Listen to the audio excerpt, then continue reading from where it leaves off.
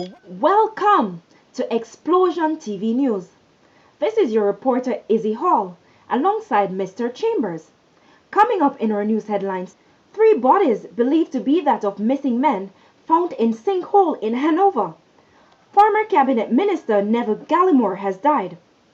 2 high-powered rifles and ammunition and more seized in St. James. Woman shot dead during gun battle with gangsters in Augustown. 2 Jamaicans charged for scamming elderly. Labour Security Minister Shahine has died. Mr. Chambers will start with the news in detail. 5 persons have been taken into custody in connection with a seizure of 2 high-powered rifles, a quantity of ammunition and other illegal items in the community of Hollywood Norwood in St. James on Thursday.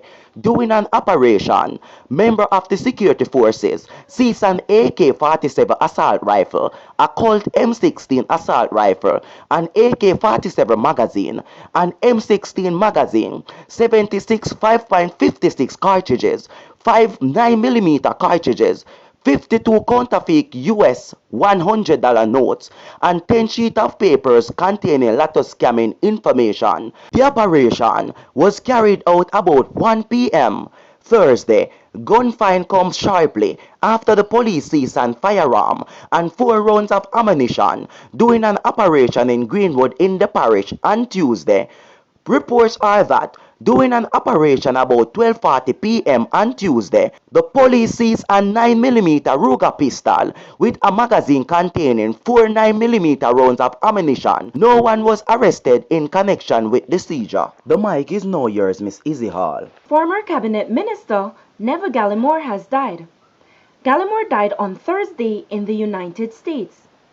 He was 81 years of age. He served as Member of Parliament for Southwest St. Anne for over 30 years while representing the Jamaica Labour Party. He was the father of former West Rural St. Andrew Member of Parliament Andrew Gallimore. Mr. Chambers, the mic is yours. 3 bodies believed to be missing men found in sinkhole in Hanover. The Hanover police are now banking on the result of DNA testing to determine if 3 bodies retrieved from a sinkhole in the parish on Wednesday are those who were ambushed by gunmen in Green Island in the parish last month. The 3 bodies were removed from a 40-foot deep sinkhole in Marchtown section of the parish during an 72-hour operation that was carried out by the members of Jamaican Constabulary Force JCF and the Jamaican Fire Brigade, which ended about 6 p.m. Family members have no doubt that the body are those of Jovain Anderson, Jessica Douglas, and Sean Russell. The trio of Hanover men went missing after they and other men were pounced upon and peppered with gunshot by unknown assailants. The 4th member of the group was shot and injured in the attack but managed to escape alive. It is reported that on April 22, the 4 men went to the Green Island to buy a motorcycle and came under heavy gunfire. Despite desperate search, since then, the 3 men have been missing since. Take it away, Izzy Hall. 2 Jamaicans who were employed at a country club in Florida but were unable to return to the island due to the coronavirus-related closure of the island's borders, have been charged for swindling elderly people in a lottery scam. The accused, 24-year-old Dylan Johnson and 26-year-old Neville Taylor, have been jointly charged with 3 counts depositing checks with intent to defraud. According to a news release from the Collier County Sheriff's Office in Florida. According to further reports from NBC2 News, in November last year, the Jamaicans went to the United States to work as contract servers at a country club in North Naples, Florida. On April 1st, their employment contract was terminated, due mainly to lockdowns caused by the COVID-19 pandemic. The men were reportedly unable to return to their homeland due to Jamaica's air and seaports being closed. But on May 5th, questions surrounding the financial activities of Johnson and Taylor were raised by the First Florida Integrity Bank, where they each had accounts. The bank subsequently informed Financial Crimes Bureau detectives about suspicious deposits being made into accounts held by Johnson and Taylor. The funds were also being moved to different bank accounts in their names at other institutions, NBC2 News reported. Following a probe, detectives determined that the checks came from senior citizens, some of whom suffered from memory loss. The Collier County Sheriff's Office said the elderly and vulnerable victims were informed that they had won a large cash prize, and they would need to send funds in the form of checks to an individual to verify their banking information in order to deposit the money they reportedly won. Officers in Florida said their probe revealed that a 72-year-old San Francisco-based woman with a long-term traumatic brain injury sent Johnson 2 checks valued at a total of US $5,500. In addition, Johnson allegedly received a cashier's check of US $5,000 from an 85-year-old woman in West Virginia on May 4th.